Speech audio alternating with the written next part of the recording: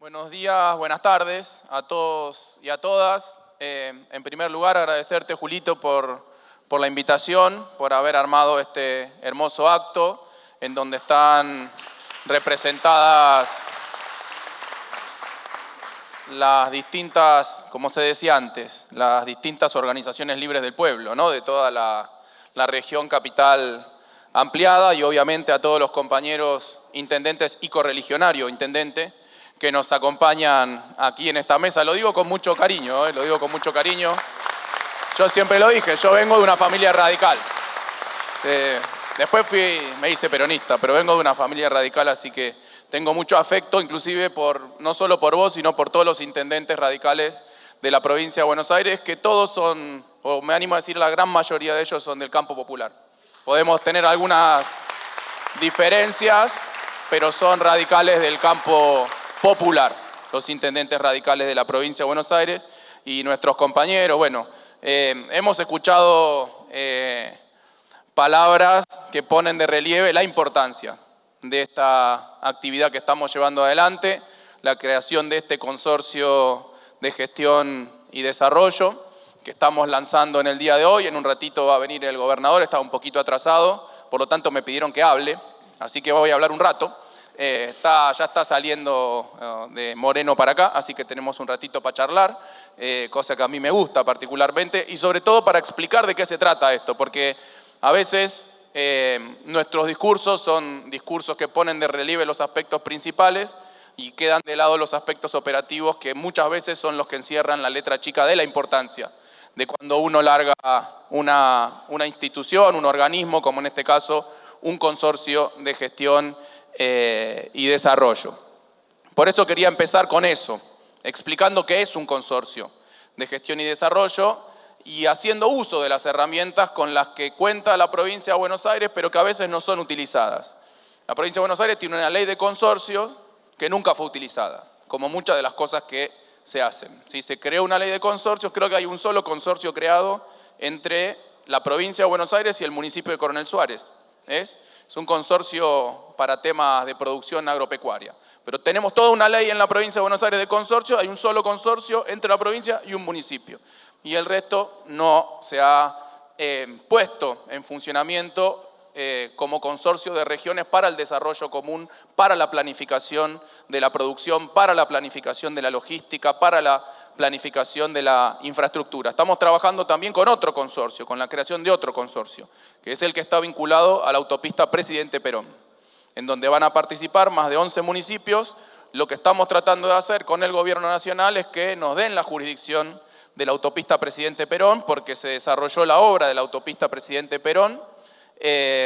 Falta un pequeño tramo para terminar la obra y hay que hacer algunas expropiaciones, etcétera, pero bueno, como todo, el gobierno nacional ha dejado parada esa obra. Es una de las 1000 obras que tenemos paradas, financiadas y o ejecutadas por el gobierno nacional en la provincia de Buenos Aires, que se la estamos reclamando públicamente. Yo me reuní con el jefe de gabinete de ministros, le pedimos el traspaso de esa autopista porque también llega hasta acá, llega hasta la región.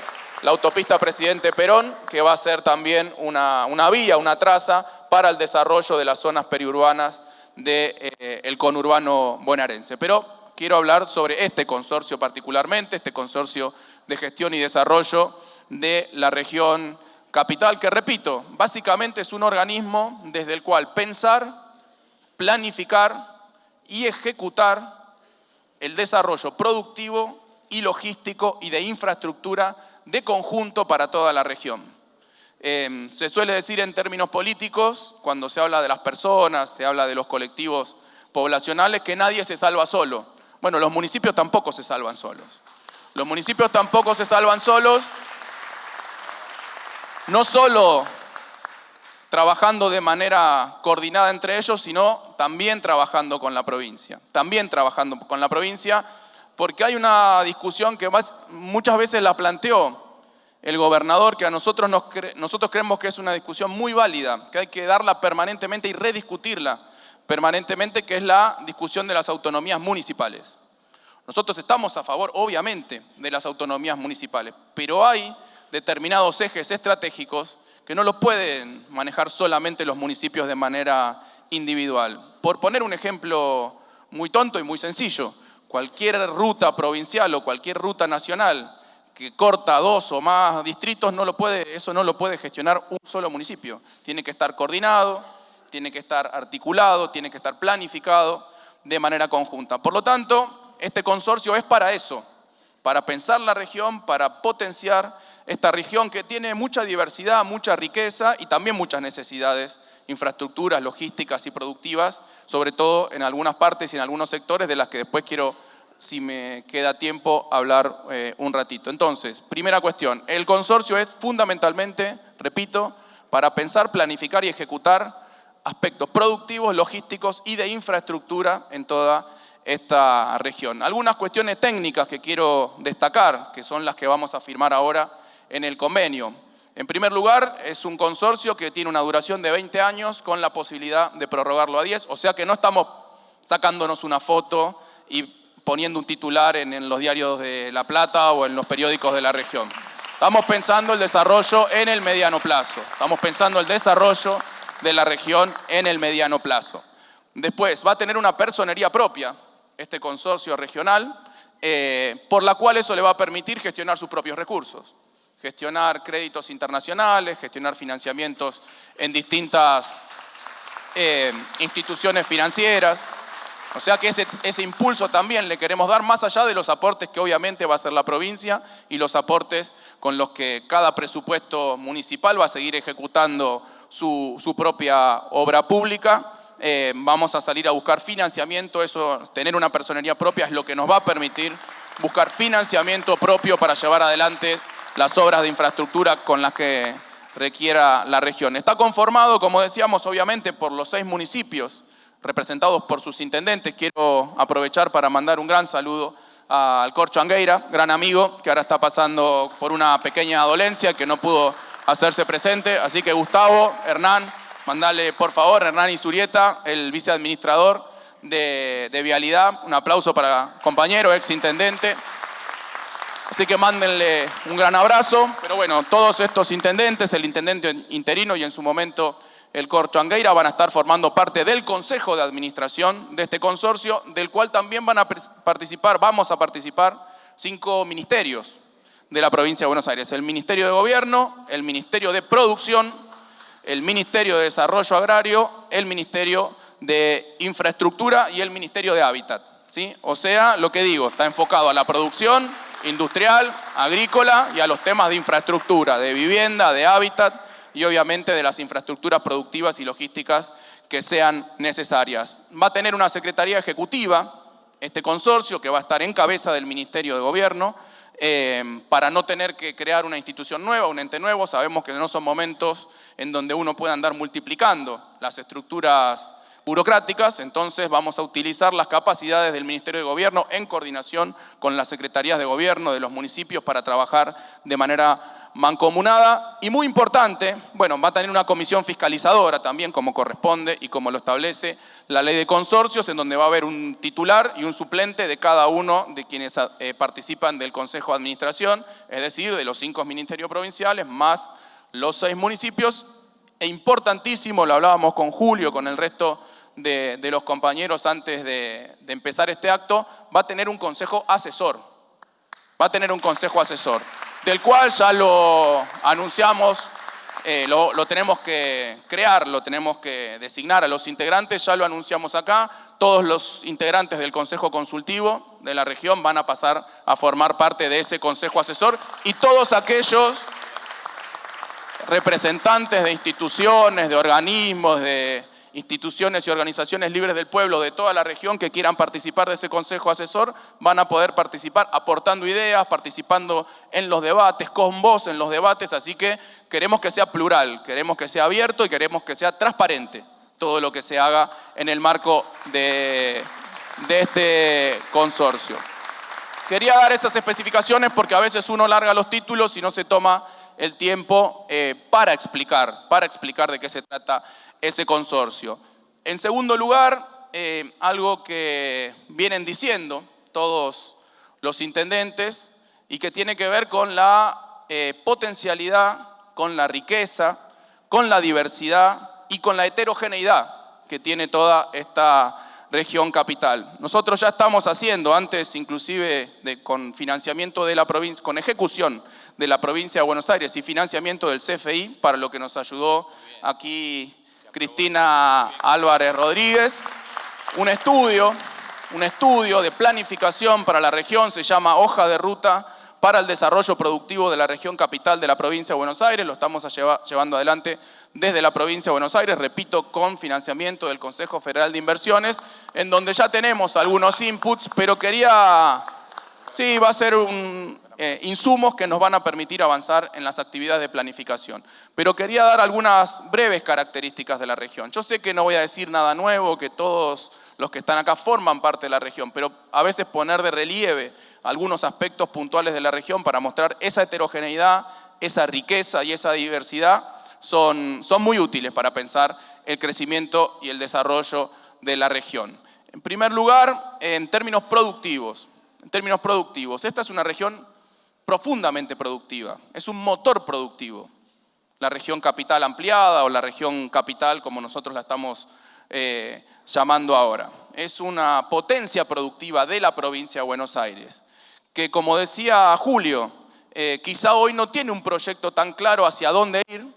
Nosotros sí lo tenemos claro, es a través del Canal Magdalena, es la obra fundamental, es el plan fundamental, es el programa fundamental, avanzar con pedirle también, miren, cuando fui a verlo a Guillermo Francos, el jefe de gabinete de ministros, entre las cosas que me pidió Axel, más allá de que nos pasen la jurisdicción de la autopista Presidente Perón, les pedimos que nos pasen la jurisdicción de las aguas por donde pasa el Canal Magdalena, porque si el gobierno nacional, como dijo el vocero Adorni, no lo tiene como uno de sus temas en agenda, nosotros sí lo tenemos uno de los temas en agenda. Y es el primer tema que tenemos en agenda, avanzar primero con recuperar la jurisdicción para la provincia de Buenos Aires y después con el dragado y con el balizamiento del Canal Magdalena, una vía fundamental que va a permitir unir el litoral fluvial con el litoral marítimo de la provincia de Buenos Aires y de la Argentina, porque no es una obra que solo le importa a esta región, no es una obra que solo le importa a la provincia de Buenos Aires, es una obra que si no le importa le debería importar a toda la Argentina. A toda la Argentina, desde el norte, donde comienza en la frontera nacional el río Paraná, hasta las Islas Malvinas, hasta Ushuaia, hasta la Antártida. Esa es la clave del Canal Magdalena. Hoy tenemos el país partido al medio en términos de transporte por vías acuáticas, por vías navegables. Tenemos el país partido al medio, lo decía Mario. Es intolerable para la soberanía nacional que un barco que venga desde el norte de la Argentina para poder ir al sur tenga que pedirle permiso a otro país. No es soberanía eso. No es soberanía, es una de las cuentas pendientes de la democracia. Es una de las cuentas pendientes de la democracia avanzar con ese dragado y con ese balizamiento del Canal Magdalena, en el que nosotros estamos embarcados, repito, y es un programa, es un plan, un objetivo estratégico del gobierno de la provincia de Buenos Aires. Pero más allá de eso, quería hacer algunas referencias a sectores productivos que se encuentran en esta región muy desarrollados, con empresas muy importantes y con desarrollo de proveedores también muy importantes.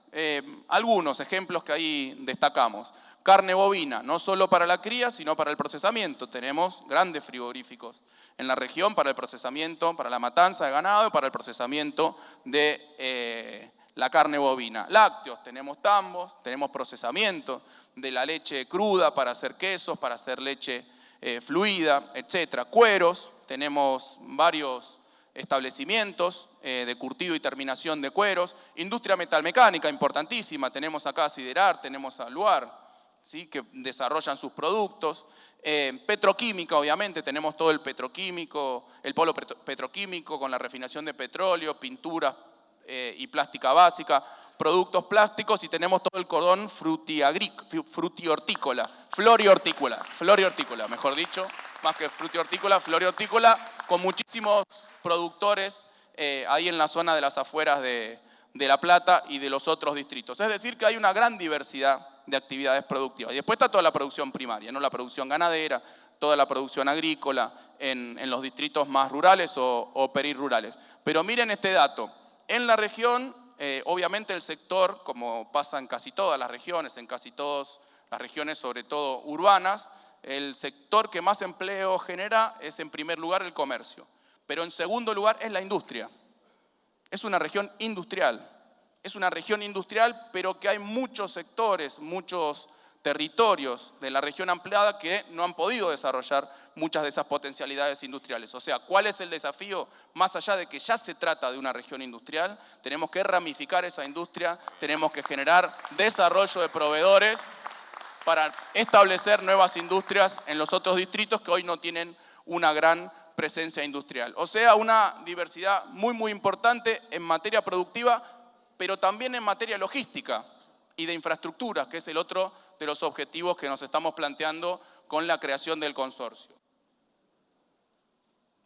Para repasar brevemente, transporte por vías terrestres, transporte carretero, tenemos la autopista Buenos Aires-La Plata, una de las principales vías de comunicación, en este caso con la ciudad capital de nuestro país, importantísimas rutas provinciales, ¿sí? Troncales para todo el transporte, la logística y el transporte de pasajeros en la provincia, Ruta Provincial 2, Ruta Provincial 36, Ruta Provincial 20, Ruta Provincial 11, que se referían hace un ratito, Ruta Provincial 215, la Ruta 6, que empalma toda esta región con la región siderúrgica del norte de la provincia de Buenos Aires, Zárate, Campana, etcétera, etcétera. Una red importantísima de caminos rurales. Marco lo de los caminos rurales porque por primera vez en mucho tiempo un gobierno de la provincia de Buenos Aires, más allá del tremendo esfuerzo que hacen los municipios por mantener sus caminos rurales, se ha embarcado en una política específica de desarrollo y de mejora de caminos rurales como nunca se había visto. Eso fue una decisión del gobernador Kicillof, que es ejecutada por el Ministerio de Infraestructura y por el Ministerio de Desarrollo Agrario. Tenemos también importantísimas vías para el transporte terrestre, pero en este caso ferroviario.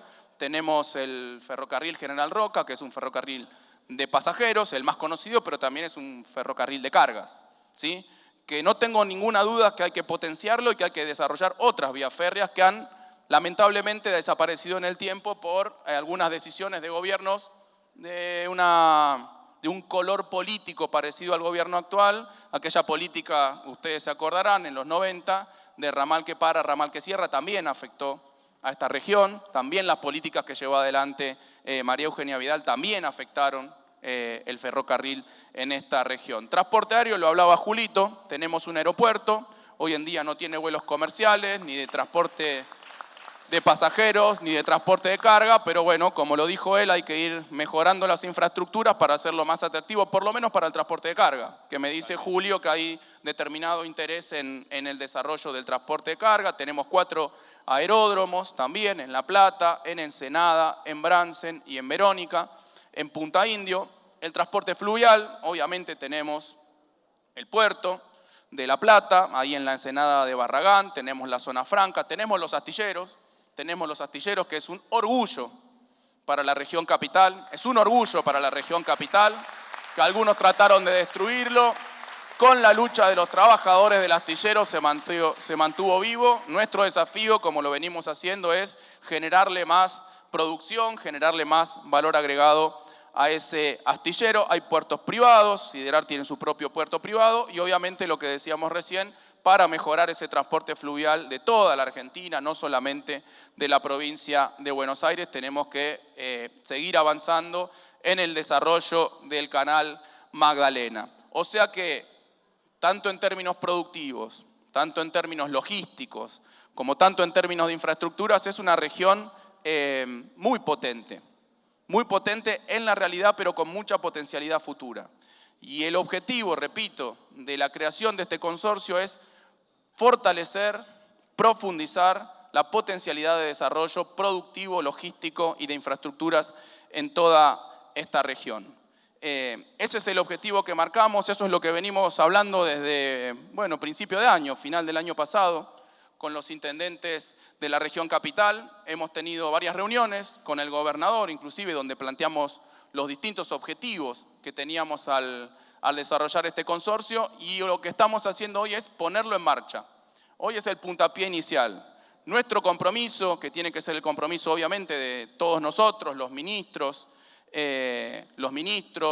todos los intendentes que forman parte de la región capital, todos los organismos que van a formar parte del Consejo Asesor del Consorcio de la región capital, no es hacer este acto y bueno, y después vemos. No, es comprometernos a trabajar, es comprometernos a generar los recursos para llevar adelante este proyecto y así efectivamente poder potenciar la creación del consorcio y los impactos que ese consorcio tengan en lo que nos importa, Mario, lo que estabas hablando vos. ¿Para qué hacemos esto? Para mejorarle la vida a la gente, para generar más trabajo, es lo que decía Lisandro, para mejorar la logística, para mejorar la competitividad, para mejorar la conectividad. Y todo esto no flota en los aires. Yo quiero, dado que me avisan que todavía le falta un ratito al gobernador, me voy a explayar sobre otras cosas, pero que tienen que ver con esto, que tienen que ver profundamente con esta idea de crecer no en soledad, sino que crecer de manera colectiva y regional. ¿Sí? Ahora que con Milei se ha puesto muy de moda la discusión económica, o de teorías económicas. Él plantea unas teorías económicas que, bueno, muy pocos profesan, muy pocos entienden y que no tienen ninguna aplicación práctica productiva.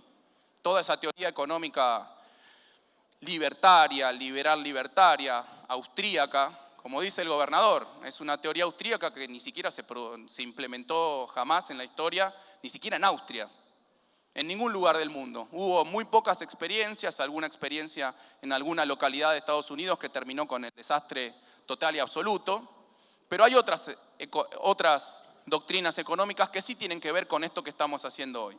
¿Sí?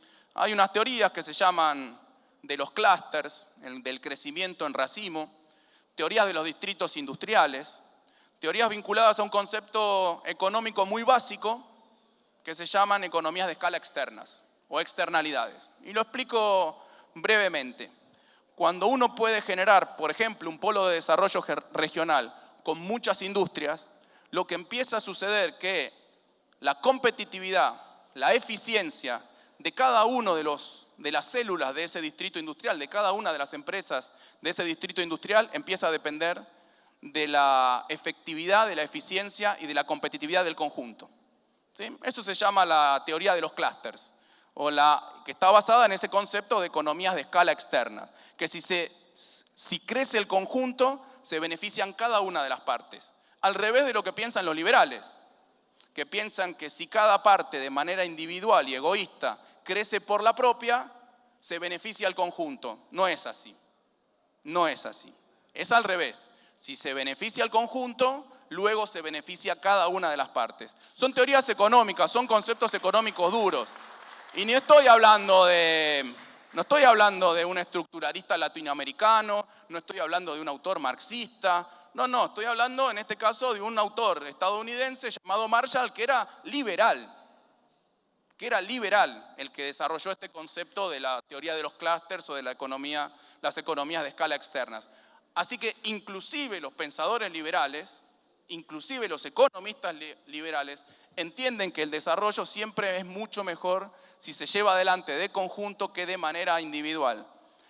Y como tengo tiempo, quiero hacer 3 ejemplos muy breves, muy sencillos, para entender cómo determinados territorios en el mundo fueron capaces de desarrollarse sobre la base de estas mismas ideas, que son las que estamos implementando hoy, de crecer regionalmente y en conjunto.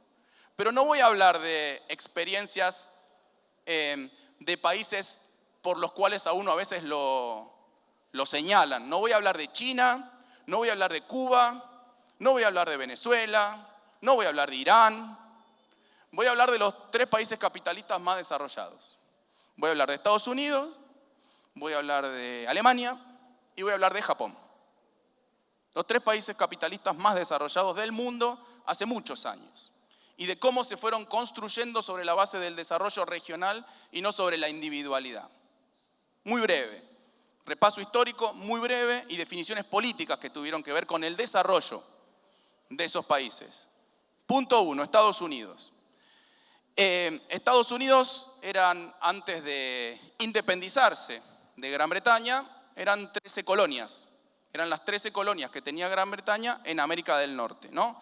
Que funcionaban de manera individual, pero con una metrópolis a la que respondían.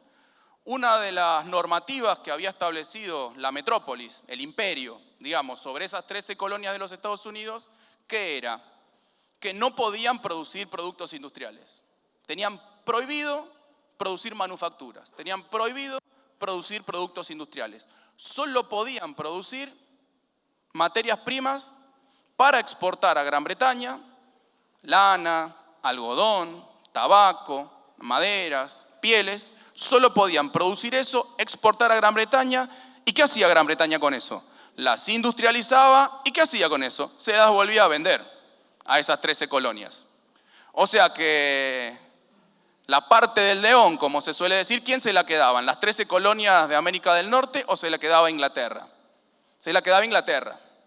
Y esa es la razón económica de la independencia de los Estados Unidos, más allá de las cuestiones de la soberanía política, de la toma de decisiones por el propio pueblo, etc. Hay una razón económica fundamental.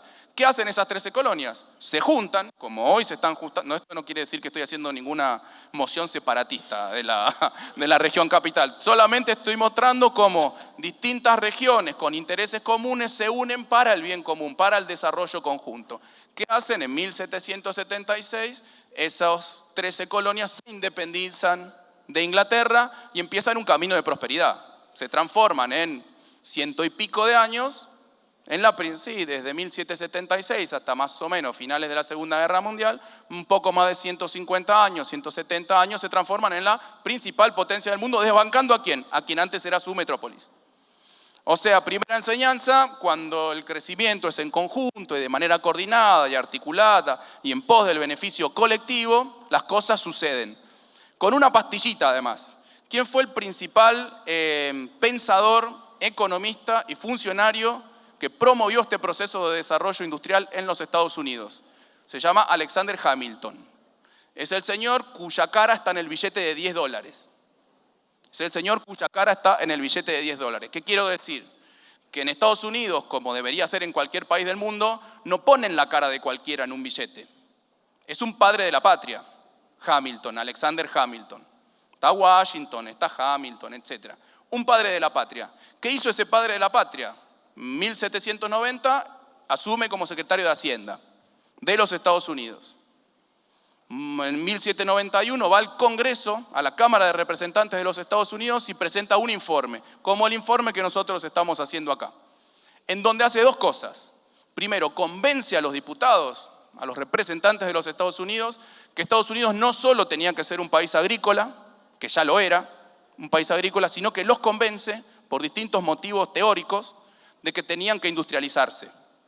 Y una vez que los convence, dice, bueno, para industrializarse, el libre mercado, la mano invisible del mercado, la asignación eficiente, supuestamente, de los recursos por parte del mercado, no va a suceder. Si solo dejamos al mercado, Estados Unidos no se industrializa, sigue siendo un país agrario. ¿Qué hizo? Estableció un montón de medidas de fomento de la industria y de proteccionismo. Y sobre esa base industrialista y proteccionista, Estados Unidos se desarrollan. No es cierto que Estados Unidos es un país liberal. Toda su historia fue un país crecientemente proteccionista. Hoy es tremendamente proteccionista. Entonces, ahí hubo decisiones políticas, coordinación, articulación, fomento de la industria, protección del empleo local. Pasamos al segundo caso. Alemania.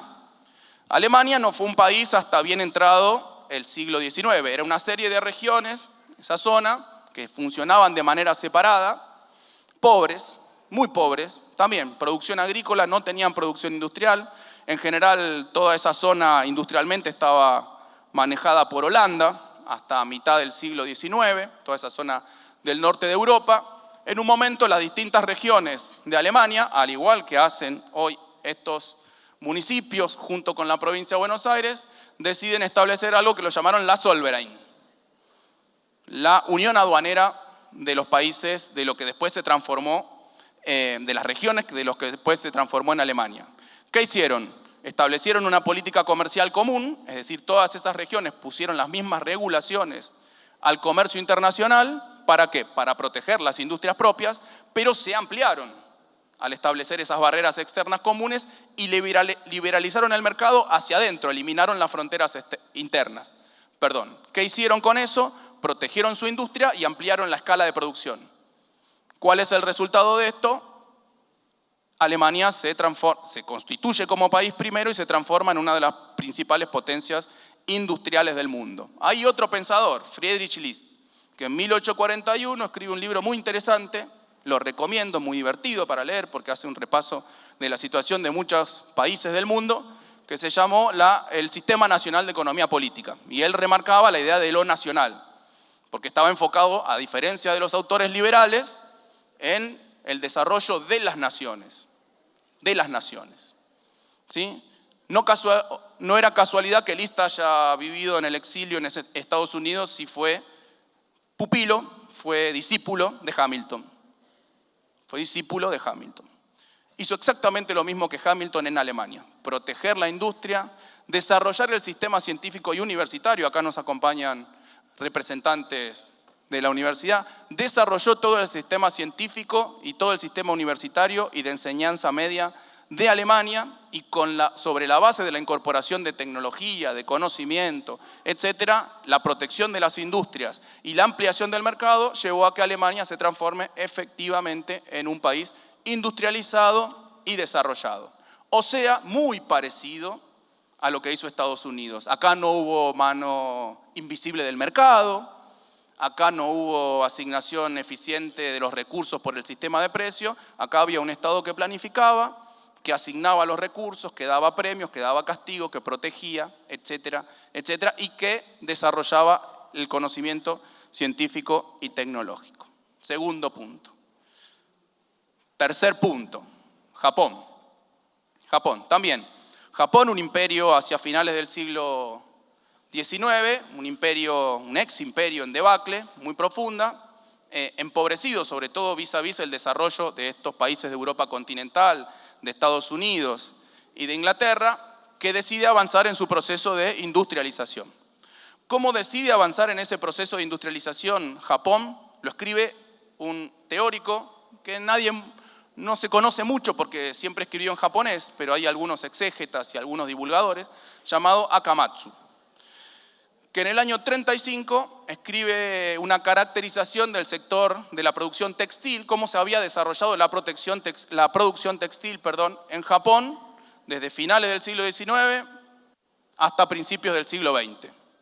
Y lo llama, la forma en que se denomina históricamente ese modelo es el modelo de vuelo de ganso o de vuelo de pato. Que vieron como, no sé si vieron volar los patos y los gansos, que vuelan así como una V invertida. ¿De qué se trata ese modelo del vuelo de ganso? Es muy sencillo y no solo lo hizo Japón, lo hicieron todos los países de reciente industrialización del sudeste asiático y lo hizo China en los últimos años, el modelo de vuelo de ganso. ¿De qué se trata? Tiene 3 etapas, el modelo de vuelo de ganso. Primera etapa, cuando el país es muy pobre, se libera la importación de productos industriales para que ingresen los productos industriales y se genere un mercado para los productos industriales, de productos importados, primera etapa. Segunda etapa, cuando ya se generó la necesidad, la demanda de esos productos industriales, bueno, ya hay un mercado para que aparezcan los productores nacionales. Se cierra el mercado, se protege el mercado y se incentiva a los productores nacionales para que vayan desarrollando esa producción que antes sea importada, porque ya existe la demanda. Se llamó históricamente, en el caso de América Latina, la teorización de los autores estructuralistas, Prebisch, etc., eso se llamó industrialización sustitutiva de importaciones, que es lo que pasó de manera silvestre en Argentina cuando empieza la Segunda Guerra Mundial, en los años 30, y que después con el peronismo ya de manera planificada, ese proceso de sustitución de importaciones de bienes industriales que antes se traían, obviamente, desde el exterior y que ahora se empiezan a producir con industrias locales, con empresas locales, con trabajo local. Modelo de sustitución de importaciones. Pero decía Akamatsu, hay una etapa más, en la que hay que lograr la eficiencia, en la que hay que lograr la competitividad, en la que hay que permitir el crecimiento y la mejora productiva de esas empresas. ¿Para qué? Para pasar a exportar. La tercera etapa es la exportación de productos industriales. Entonces se fomenta la exportación de esos productos industriales y de esa forma se hacen industrias independientes que tuvieron la protección del Estado, pero que en algún momento dejan de tenerla, esa protección del Estado. Y cuando se logra eso con una industria, como por ejemplo fue la industria de la lana y textil en Japón, se pueden empezar a hacer en otras industrias, a empezar a rellenar los casilleros vacíos de la matriz productiva.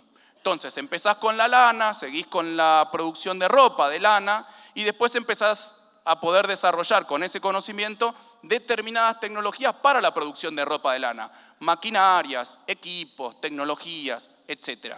¿Por qué el vuelo de ganso? Porque además, y esa es la cuarta etapa que permite esta idea del vuelo de ganso, esas empresas que se desarrollan localmente, primero sustituyendo importaciones, después exportando el producto final, en algún momento ya no necesitan producir localmente, sino que se pueden instalar en otros países y dedicarse localmente a nuevos sectores de la producción. Entonces esas empresas se van y se instalan en otro país de la región. Y acá viene de nuevo la importancia de lo regional. Crece en el conjunto. El vuelo de ganso es que primero empieza una, después la otra y así sucesivamente. Este es el modelo de crecimiento del sudeste asiático, desde los años 30 hasta la actualidad, incluyendo a China. China hizo esto, China aplicó la sustitución de importaciones, el fomento de las exportaciones. ¿Y hoy qué hacen las empresas chinas? Están por todos lados, ¿sí? Fueron a la cuarta etapa, a la etapa de internacionalización. O sea, de nuevo, ¿esto pasó por el mercado?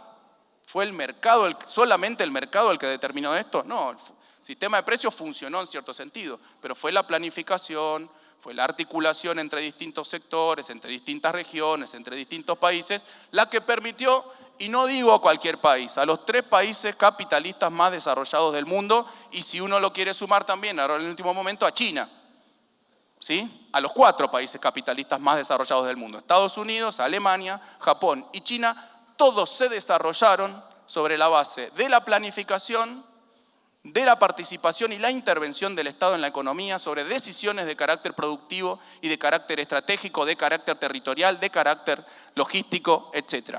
O sea, es una total y absoluta mentira que en la historia del mundo cualquier país desarrollado se haya justamente desarrollado sobre la base del libre comercio y de la mano invisible del mercado. Es mentira, lo muestra la historia. Estudien, que estudie Milei, que estudie la historia Milei, se va a dar cuenta que ningún proceso exitoso de desarrollo fue de esta forma.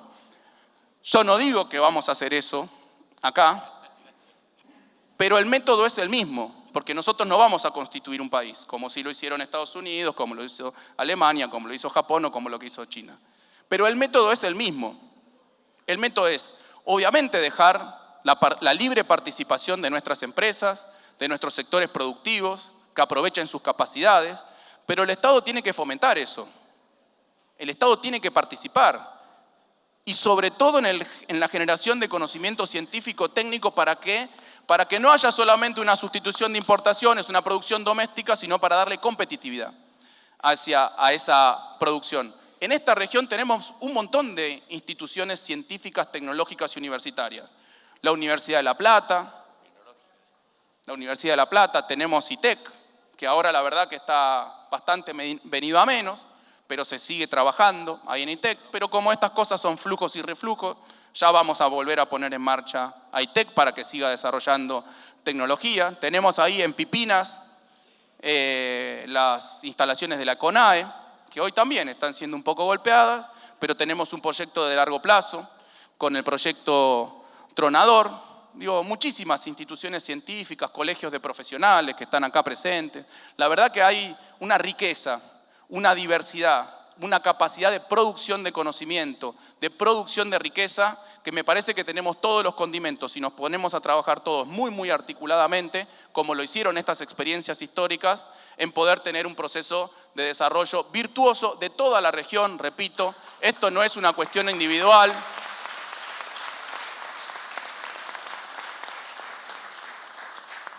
Vuelvo a lo que dije al comienzo, acá no se salva a nadie solo, no se salva La Plata solo, no se salva Punta Indio solo, acá no se salva a nadie solo, no se salva la provincia sola. Esto es un trabajo mancomunado, esto es un trabajo en conjunto, esto es un trabajo que requiere recursos, pero que también requiere planificación. Y obviamente antes de poner los recursos, y sobre todo en épocas de vacas flacas, porque no lo vamos a negar, ustedes lo saben perfectamente bien porque lo hemos denunciado en todas las tribunas y en todos los foros que hemos tenido, la provincia está siendo directamente, lisa y llanamente expoliada, asfixiada financiera y económicamente por parte del gobierno nacional. El día martes el gobernador presentó el quinto recurso, la quinta queja ante la Corte Suprema de Justicia de la Nación, reclamando los fondos, reclamando la vigencia del boleto integrado, que le está pegando hoy muy fuertemente al bolsillo de nuestros trabajadores y a nuestras trabajadoras, pero antes habíamos hecho otras 4 reclamos y que pegan sobre diversos sectores. El FONID, el Fondo Nacional de Incentivo Docente, ROBI, que le quitaron a todas las provincias y que eso impactó directamente en el bolsillo de nuestros trabajadores y trabajadoras de la educación. Y no era dinero que entraba y se lo quedaba al gobierno de la provincia, era dinero que iba directamente a los bolsillos de los docentes. La caja de jubilaciones, nos dejaron de enviar los recursos para nuestra caja de jubilaciones no transferida y mantenida en la provincia de Buenos Aires. El fondo compensador, a principios de año nos eliminaron el fondo compensador del transporte del interior, que bueno, varios de los distritos de acá fueron afectados por la eliminación de Nación de la parte que le correspondía a Nación de subsidiar ese fondo compensador de transporte del interior. La provincia sigue pagando su parte, su 50%, pero lamentablemente la Nación dejó de pagar ese 50% y eso obviamente impactó en el valor del boleto. O sea que venimos defendiendo los recursos de los bonaerenses permanentemente. Pero yo decía, no se trata solo de una cuestión de recursos, obviamente son fundamentales tener los recursos para avanzar en toda esta planificación, en las obras de logística, en el dragado del Magdalena, en todas las actividades que nos queremos plantear en este caso, pero primero está la planificación. Y por eso tenemos que darnos primero ese esfuerzo de planificación para luego, con los recursos de la provincia de Buenos Aires, con los recursos que podamos conseguir en foros internacionales, en bancos internacionales, empezar con esa ejecución de la planificación de las obras y de las necesidades que se están debatiendo, que se van a seguir discutiendo en el marco de este consorcio de gestión. Me parece que es una tarea, repito, que no depende de la provincia, que no depende de cada uno de los municipios de manera individual, que no depende del mercado, mucho menos del mercado, sino que depende del conjunto de las instituciones, del conjunto de los gobiernos provinciales y municipales. Así que esa es la tarea que nosotros tenemos, repito, como puntapié inicial a partir de hoy, a partir de ahora. Tenemos un rumbo, tenemos una hoja de ruta que tenemos que ir implementando para poder hacer efectivo el desarrollo de esta región, para potenciar esta región y para tener un proyecto conjunto. Como decía Mario, como decía Julio, hay otras regiones que ya tienen su proyecto. Tenemos a Bahía Blanca con su proyecto petroquímico. Lamentablemente el gobierno nacional, Milei, decidió que el proyecto, quizá el proyecto de inversión más grande de la historia de la Argentina, no se establezca en la provincia de Buenos Aires. No fue por cuestiones técnicas, no fue por cuestiones económicas, fue una decisión política de Milei para una vez más perjudicar a la provincia de Buenos Aires, para una vez más perjudicar a la provincia de Buenos Aires. Nosotros le pedimos, yo le pedí a Guillermo Francos que nos presenten los informes. Él dice que hay 2 informes, un informe de YPF y un informe de una consultora fantasma que contrataron, en donde supuestamente están las razones por las cuales ese proyecto era viable o era más económico o era más efectivo o eficiente en Punta Colorada y no en Bahía Blanca. Se lo pedimos varias veces, nunca lo pudieron mostrar, nunca lo pudieron hacer público. Fue una definición individual y política del presidente Milei para perjudicar a la provincia de Buenos Aires. Lo hemos denunciado todas las veces que correspondió. Mar del Plata y su hinterland, su zona de influencia, tienen su proyecto, es la extracción de petróleo offshore.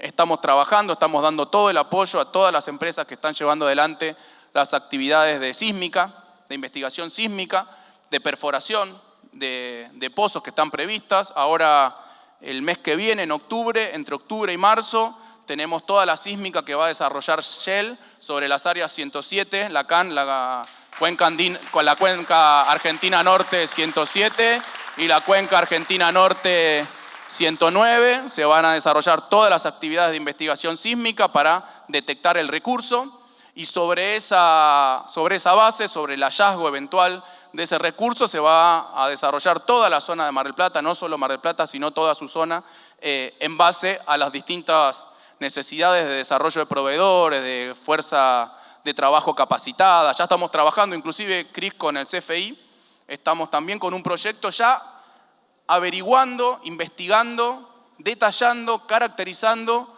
cuáles son todos los tipos de empleos, de oficios que se van a necesitar para desarrollar el petróleo offshore. Ya lo estamos estudiando, antes de que se sepa que hay petróleo.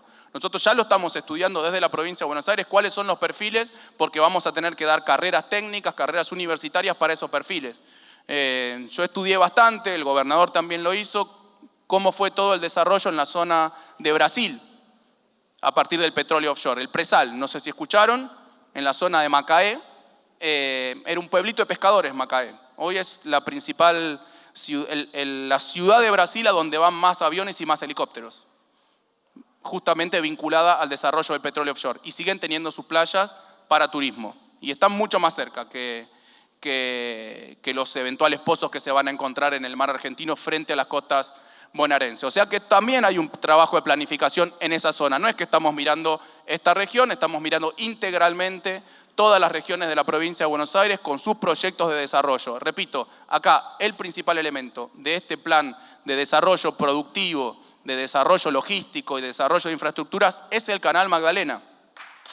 No solo porque es el Canal Magdalena, no solo porque eso va a permitir unificar la navegación, las vías navegables entre el norte y el sur de nuestro país, entre el norte y el sur de nuestra provincia, sino porque todos los servicios asociados que se van a desarrollar en la zona de Punta Indio, de Magdalena, son los que van a permitir generar un nuevo polo de desarrollo. Hoy, zonas que en términos relativos a otras zonas de la provincia de Buenos Aires están rezagadas en materia de industrialización, de servicios, etc. O sea, nosotros estamos pensando integralmente el desarrollo de la provincia de Buenos Aires y tomando como cabecera a distintas regiones. Pero eso, repito, eso es producto de la planificación, eso es producto del trabajo de un gobierno, del gobernador Kicillof, que se preocupa por el desarrollo, que se preocupa por la producción, que se preocupa por la generación de valor agregado, que no tiene como bandera el ajuste ni mucho menos, sino todo lo contrario, que ha decidido mantener la obra pública, en toda la provincia de Buenos Aires, a diferencia de lo que hace el gobierno nacional. Le estamos reclamando, yo dije recién, 2 obras típicas, la autopista Perón, el Canal Magdalena. No, le estamos reclamando muchas obras más que nos pasen porque las queremos hacer con recursos de la provincia, pero sobre todo le estamos reclamando que continúen con las obras nacionales, esas 1000 obras por más de 4 billones, de pesos que han parado, que han dejado ahí las cáscaras vacías. Bueno, ahí Mario, un montón de viviendas que las estaba haciendo el gobierno nacional. 131.